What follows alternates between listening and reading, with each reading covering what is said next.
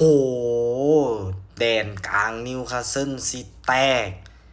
ล่าสุดโตนาลีกองกลางตัวเก่งนิวคาสเซิลตกลงด้วยว่าจาว่าสิไปทีมสเปอร์เป็นที่เฮียบห้อยแล้วไปฮับคาเมื่อยแบบเบาๆเกือบ300,000 ปอนด์ต่อสัปดาห์และล่าสุดของล่าสุดอีกบูโน่กิมมาไรกัปตันทีมนิวคาสเซิลซึ่งเป็นหัวใจหลักของแดนกลางนิวคาสเซิลเลยตอนนี้อาร์เซนอลบุกหนัก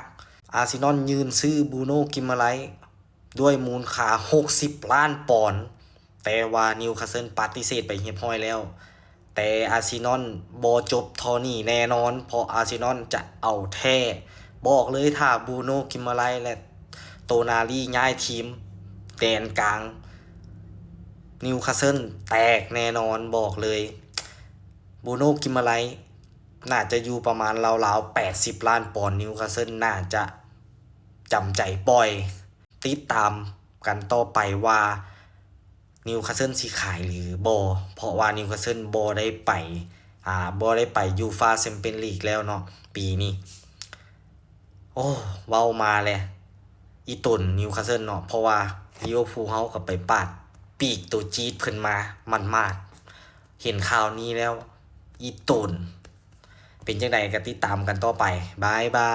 ย